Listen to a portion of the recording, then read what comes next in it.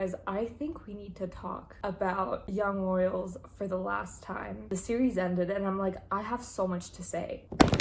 So where was I? Wilhelm's journey from the first season was him trying to figure out how to be the crown prince and be in love. The only direction to light that this man has is what he has learned from Simone and what that relationship has taught him.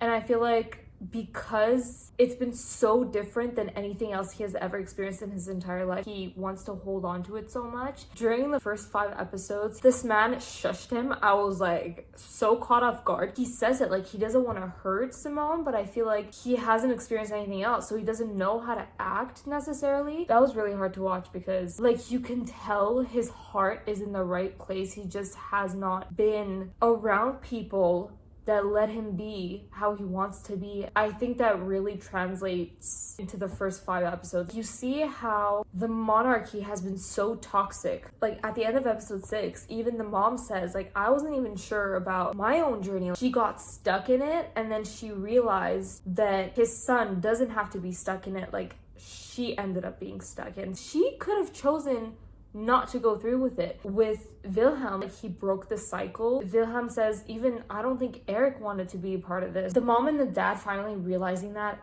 in episode 6 was just a very big moment for him and for the whole family in general. Episode 5 was his breaking point. It's not easy to go against everything that you've been taught. To choose a life for yourself is very difficult, especially at the age of 17, guys. Like, it's so hard for a kid to go up to his parents and be like, this is not what I want for my life. And he says to his mom, I know you think I'm going to change my mind, but I'm not going to. That coming from a 17-year-old, not a lot of parents would let their kid make such a big decision for his life. It's crazy because he wanted it really bad in the first episode. I want to be crown prince and I also want to be your boyfriend. That's the big idea of the whole show, is that you can't have both. I made a video reading like season 3 tweets and I was talking about like I didn't want August to have the one thing that he wanted because he's been so bad this entire time. Why would he get what he wants? Watching the last season, especially the last episode, I was like, it's actually not a privilege to be in this position. And you can tell in episode 5 specifically, it's hell on earth. Karma hit the guy really, really hard. He did not realize what a great position he had being a part of the royal family, but not having too many responsibilities. The actual privilege is to have a good and happy and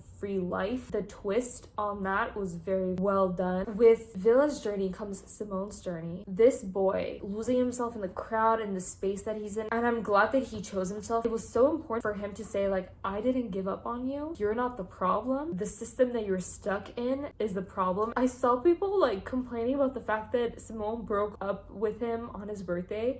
Dude, we're not doing this. It was such a heartbreaking scene. Let's take a moment of silence.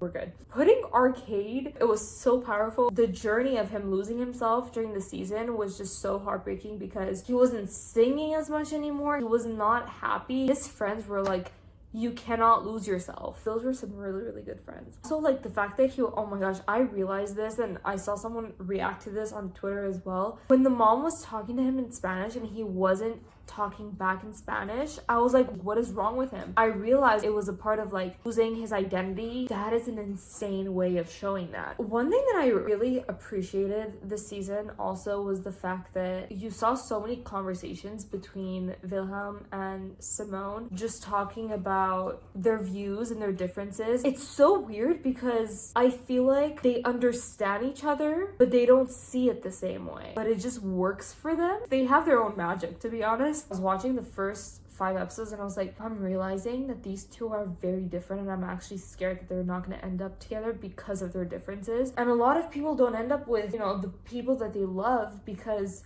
they view things in such a different way. I was about to have a heart attack, honestly, when I realized that. I was like, there's no way. How are they gonna end up together? But at the end of the day, like, it's also a part of showing you fight with your partner, how you can have different points of views and how you can still be there for each other and respect each other's opinions. You choose to be with that person because you love them and you understand them and you want them to be able to express themselves. Very interesting dynamic to see on screen scene and in the show, because I don't think I've ever seen that before, and it was really cool. Someone also mentioned like the difference in their maturity. Wille was just lashing out, and how Simone was just repeatedly trying to communicate as best as he could. That maturity level, it also comes with the fact that Wille's character, he has never been able to express himself the way that he wants to. Simone, I feel he's been taught to like go for it and be brave. He's been taught that at a very young age, and he grew up taking care of his sister, you know, being there for his family. Wille had everything handed to him. He's been taught what to like, he's been taught what to do, he's been taught what to say. He doesn't know where he stands in anything, and you can see that